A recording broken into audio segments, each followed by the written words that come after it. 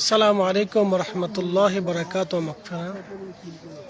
সম্মানিত দর্শক শ্রোতা, আমার আইডির সাথে যারা অ্যাড আছেন সকলকে ধন্যবাদ জানাচ্ছি। আমি এখন সৌদি আরবের তায়েফে পবিত্র মাহে রমজানের শুভেচ্ছা স্বাগত জানাচ্ছি আপনাদেরকে। এখন আমি আছি তায়েফে, অবস্থান করতেছি সেই স্থানে যেখানে প্রিয় নবী রাসূল করিম সাল্লাল্লাহু আলাইহি সাল্লাম ওনাকে রক্তাক্ত করা হয়েছিল। এই তায়েফের মানুষ একসময় ওনাকে কঠিন পাথরের আঘাতে, প্রস্তরের আঘাতে ওনার সমস্ত শরীর থেকে রক্ত ঝরিয়েছিল। এই সে পাহাড় দেখতেছেন,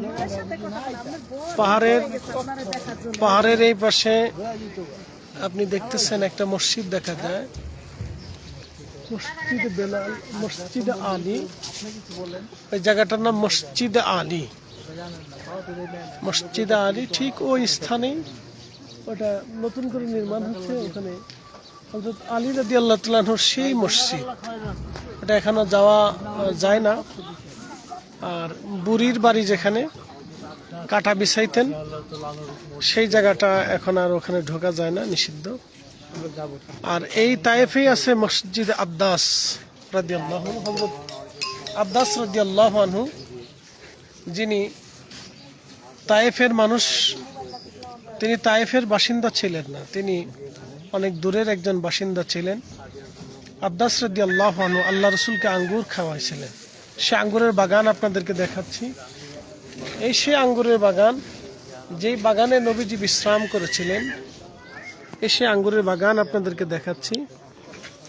এই সে আঙ্গুরের বাগান যেখানে রাসূল করিম সাল্লাল্লাহু আলাইহি ওয়াসাল্লাম তেনাকে হযরত আব্বাস রাদিয়াল্লাহু তাআলা আনহু এই বাগানের আঙ্গুর পান করাইয়া প্রিয় নবীজির সেই কঠিন কষ্টের সময় তিনি পাশে ছিলেন। আহা, সেই দিনগুলি কতই করুণ এবং কঠিন ছিল। এখন তো আলিশান প্রাসাদ, বিল্ডিং আশেপাশে হয়ে গেছে। তখন এখান দিয়ে শুধু আঙ্গুরের বাগান ছিল, পাহাড় ছিল। সে বাগানটা এখন অক্ষত আছে, সেইভাবে রাখা হয়েছে। হয়তো অনেক আগের সেই আঙ্গুরের গাছগুলি এখন অক্ষত আছে। এখানে সরকার নতুন করে একটু সাজিয়ে গুজিয়ে রাখছে। এখানে দেখা যাচ্ছে, আমরা দেখতে পারতেছি সেই জায়গাটা খেজুরের পাতার ছাউনি দিয়ে একটা ঘর নির্মাণ করা হয়েছে। সে মাটির ঘর নির্মাণ করে মোটামুটি একটা স্ট্রাকচার তৈরি করে রাখছে, যে প্রাচীনকালে ওই সময় কেমন বাড়ি ঘর ছিল সেগুলি দেখানোর জন্য। তো যাই হোক, আমি আপনাদেরকে আজকে তায়েফ থেকে সরাসরি দেখাচ্ছি।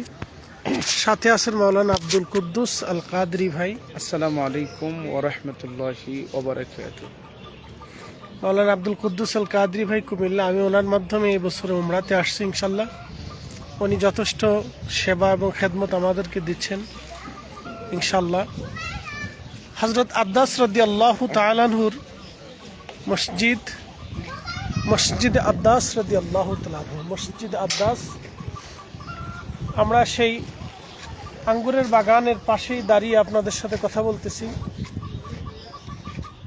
সুদূর তায়েফ মক্কাতুল মুকাররমা থেকে অনেক দূরে, পাহাড়ি ৬,২০০ ফিট উঁচুতে, ৬,২০০ ফিট উঁচুতে এ তায়েফের অবস্থান।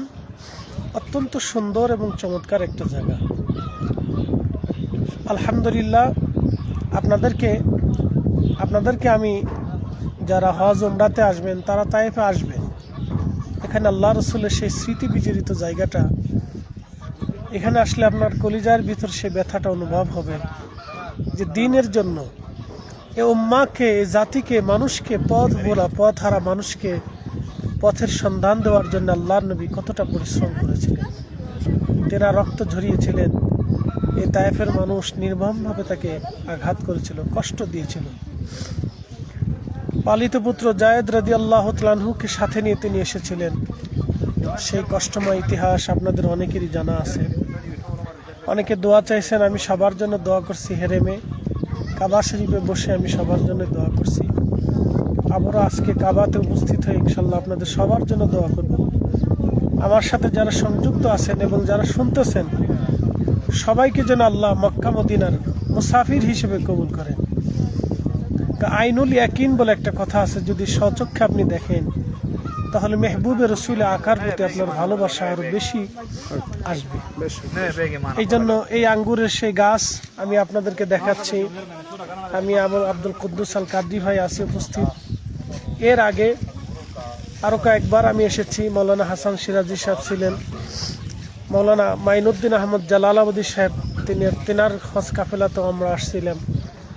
যাকে এবছর আব্দুল কুদ্দুস আল কাদরি ভাই হজ কাফেলাতে আসছি, নূরে মদিনা। তো আমাদের সাথে যদি আপনারা হজে আসেন, কাফেলাতে আসেন, তাহলে আমরা আপনাদেরকে ইনশাল্লাহ জিয়ারা করে দেখাই দেবো ইনশাল্লাহ বিভিন্ন স্থানগুলি, ঐতিহাসিক নিদর্শনগুলি।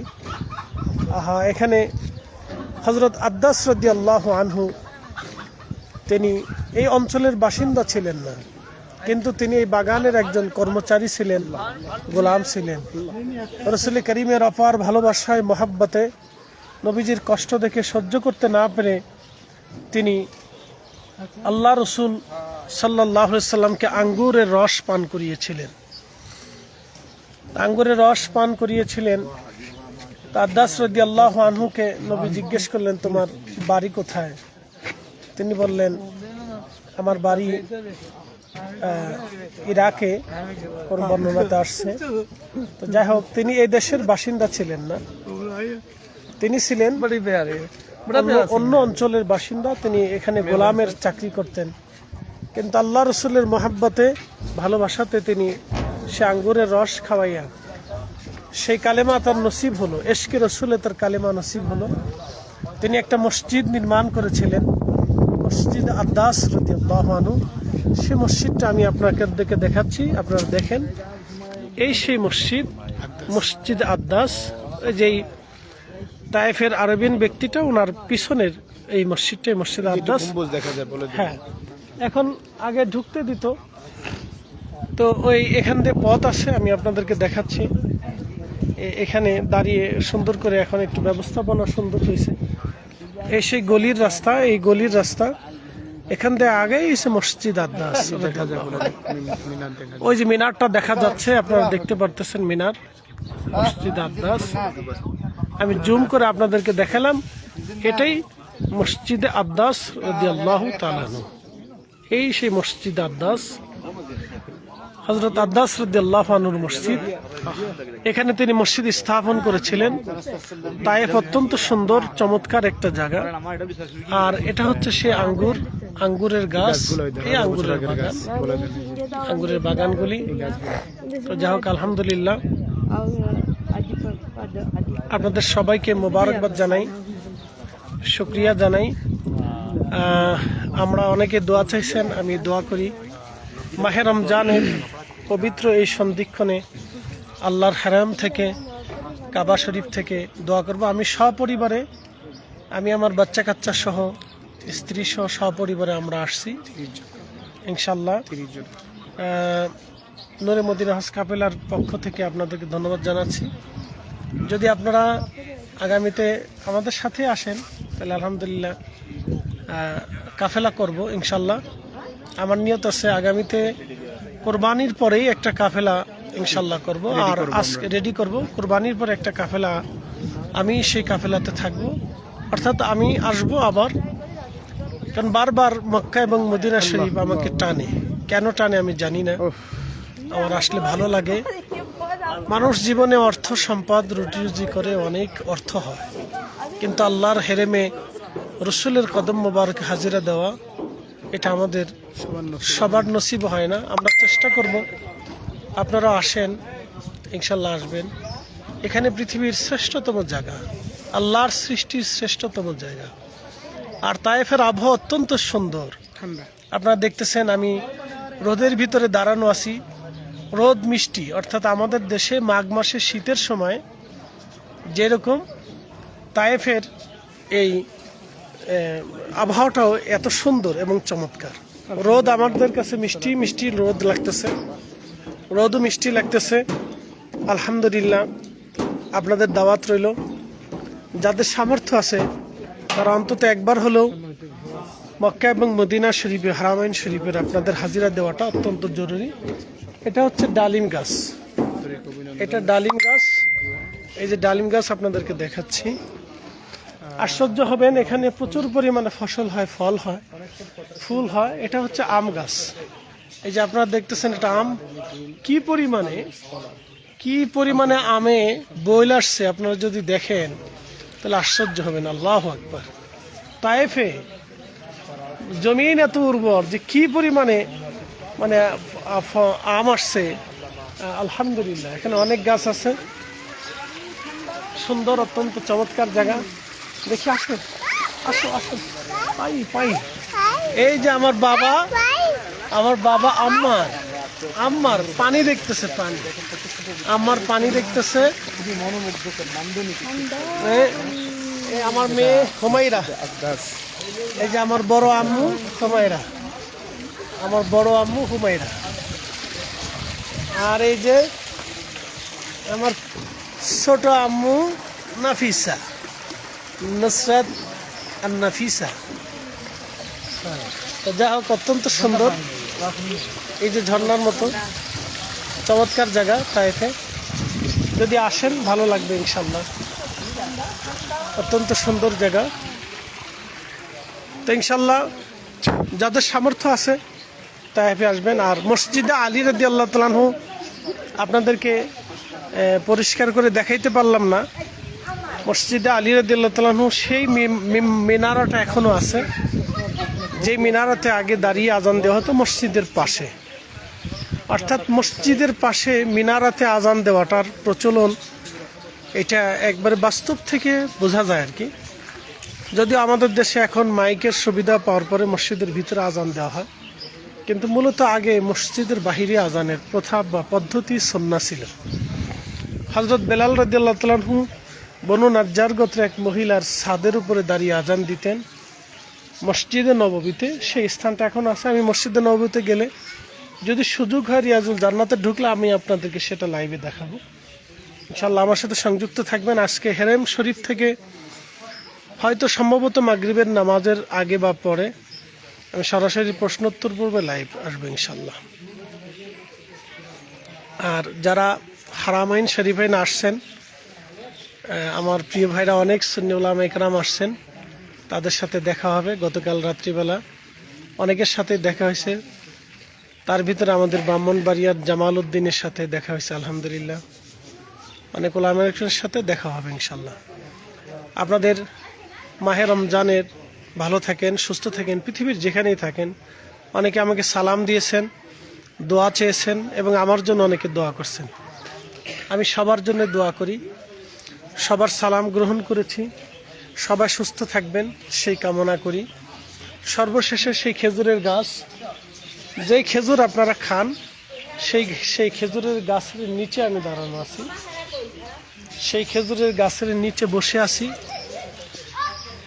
সেই খেজুর গাছের নিচে বসে আছি। খেজুরের গাছ আপনারা দেখতে পারতেছেন, খেজুর গাছের নিচে আমি বসে আছি। যেই খেজুর আপনারা খান, এটা সেই খেজুরের গাছ। এই খেজুরের গাছের একটা পরিচয় আপনাদেরকে দিয়ে দিই হাদিসে নববী থেকে। ইমাম ইবনু কাসির আল বেদায় বা নেহার ভিতরে খেজুর গাছের একটা পরিচয় দিয়েছেন। অর্থাৎ আদম আলাইহিস সালাতু ওয়াস সালামকে সৃষ্টি করার পরে মাটি দিয়ে যখন গঠন করা হলো, বাদা খালকাল ইনসানি মিন তিন, আল্লাহ কোরআনে বলছেন আমি আদমকে মাটি থেকে সূচনা করেছি। অর্থাৎ আদমের সৃষ্টির সূচনাটা হলো মাটি থেকে। তো যেই মাটিগুলি ব্যবহার করা হয়েছিল আদম আলাইহিস সালামের স্ট্রাকচার, এই বডি, এই সৌন্দর্য, এই অবয়ব তৈরি করার জন্য, যেই মাটির অতিরিক্ত মাটি ছিল সেই মাটি দিয়ে আল্লাহ খেজুর গাছ তৈরি করেছেন। খেজুর গাছ তৈরি করেছিলেন। আমি সেই আরবের তায়েফের খেজুরের গাছের নিচে আমি আপনাদের নিচে বসে আছি। সেই খেজুরের গাছের নিচে আমি বসে আছি। আমার ভাই তিনি গাছে পানি দিচ্ছেন, অর্থাৎ আরবি, আমার আরবি এক ভাই শুকরান পানি দিচ্ছেন, অত্যন্ত আন্তরিক, খুবই সুন্দর। আলহামদুলিল্লাহ, শুকরান, জাযাকাল্লাহ খায়র, অত্যন্ত সুন্দর।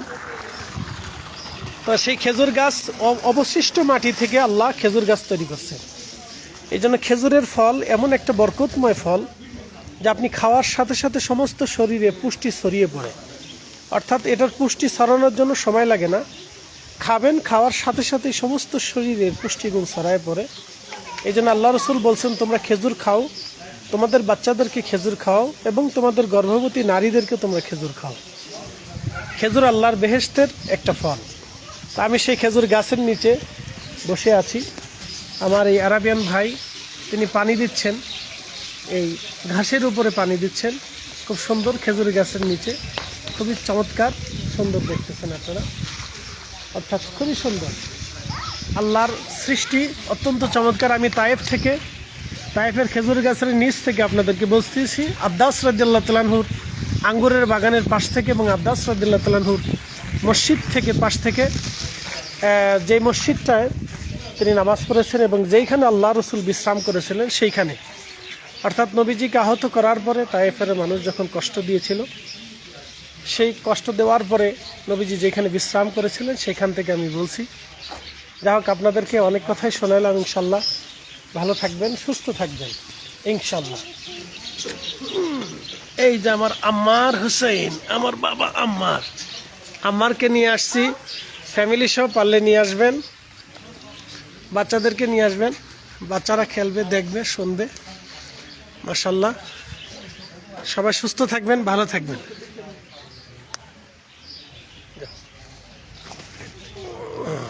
আম্মার দৌড়াই বেড়াচ্ছে, খেলেই বেড়াচ্ছে। হ্যাঁ, আলহামদুলিল্লাহ, শুকরান, জাযাকাল্লাহ খায়ের। সবাই ভালো থাকবেন। আপনাদেরকে আরেকটু এই ভিতরের সৌন্দর্যটা দেখে, এটা নতুন করে তৈরি করছে, ভালোই লাগতেছে। এটা দেখেন, জায়গাটা অত্যন্ত সুন্দর।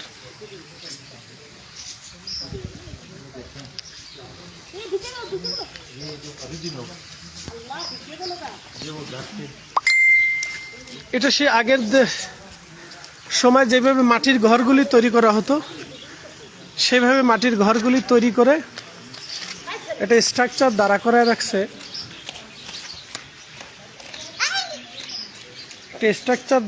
রাখছে। আমি আপনাদেরকে দেখাচ্ছি, অত্যন্ত সুন্দর। এই সেই ঘরগুলি খেজুরের পাতার ছাউনি দিয়ে যেইভাবে ঘর তৈরি করা হতো তায়েফে, সেইভাবেই ঘরগুলি এখন তৈরি করে দাঁড়া করে রাখছে। আগে যেইভাবে মানুষ তায়েফে বা অর্থাৎ আরবে ঘর তৈরি করতো, খেজুরের পাতার ছাউনির যে ঘরগুলি আপনাদেরকে দেখাচ্ছি। মাশাআল্লাহ, অত্যন্ত সুন্দর। আপনারা দেখতেছেন খেজুরের পাতার ছাউনি দিয়ে যেইভাবে ঘরগুলি তৈরি করতো এবং আগের যেই পাথর ব্যবহার করে মানুষ বাড়ি ঘরগুলি নির্মাণ করত, সেইভাবে এইভাবে স্ট্রাকচার তৈরি করে রাখা হয়েছে মানুষের দেখার জন্য এবং সুন্দর করে রাখা হয়েছে। উপরে কাঠের ব্যবহার দিয়ে, আগে যেইভাবে মানুষ কাঠ ব্যবহার করত সেভাবে করে রাখা হয়েছে। আলহামদুলিল্লাহ, তাইফে আসার পরে এবছর অত্যন্ত সুন্দর লাগছে, ভালো লাগছে দৃশ্যগুলি। বেশি ভালো লাগতেছে দেখেন আম গাছ। আমরা ভাবতাম শুধু আমাদের দেশে আম আছে, দেখেন কি পরিমাণে আম ফলের বোলগুলি আসছে। এই ফলগুলি দেখেন কি পরিমাণে আসছে। আলহামদুলিল্লাহ, আশশুকরালিল্লাহ। দেখেন কি পরিমাণে মাটি উর্বর দেশের, দেখেন ফল কিভাবে আসছে। আলহামদুলিল্লাহ, এত সুন্দর, চমৎকার। তো তায়েফ থেকে আপনাদেরকে আজকে লাইভে দেখাইলাম অনেক কিছুই। আর হযরত আলী রাদিয়াল্লাহু তাআলা আনহু সেই মসজিদটা সংস্কার চলতেছে, যার কারণে ওইখানে যাওয়াটা সম্ভব না। অনেক বিদেশিরা আসছে, দেখেন অনেক বিদেশিরা আসছে। এরা সম্ভবত উজবেক, তাজাকিস্তান, তুর্কমেনিস্তান এই অঞ্চলের বাসিন্দা আর কি। অনেক হাজি সাহেবরা আসছেন। আলহামদুলিল্লাহ, শুকরানিল্লাহ। তো সবাই ভালো থাকবেন, সুস্থ থাকবেন, আর বেশি বাড়াবো না। সবাইকে মোবারকবাদ জানাচ্ছি। সম্ভবত হেরেম থেকে, মক্কা থেকে আপনাদেরকে সরাসরি প্রশ্নোত্তর পর্বে আমি আসতে পারি আজ অথবা কাল, আজকে অথবা কালকে। যদি আজকে সময় পাই তাহলে আজকে আসবো, নাহলে কালকে মাগরিবের আগে ইনশাল্লাহ প্রশ্নোত্তর পর্বে একবারে সরাসরি হারাম শরীফ থেকে আসবো ইনশাল্লাহ। ততক্ষণে সবাই ভালো থাকবেন, সুস্থ থাকবেন। মাহে রমজানের পবিত্র হক আল্লাহ আদায় করার আমাদের সকলকে তৌফিক দান করুক, আল্লাহুম্মা আমিন। আম্মার হুসেইন দৌড়াদৌড়ি করে বেড়াচ্ছে, সেই জায়গা পাওয়ার পরে অত্যন্ত খুশি। দেখেন সে পানি নিয়ে খেলা করতেছে, পানি নিয়ে সে খেলা করতেছে, পানি পাইছে এখানে, সে এইখানে পাওয়ার পরে খুব খুশি, অর্থাৎ তার ঈদের মতো আনন্দ লাগতেছে।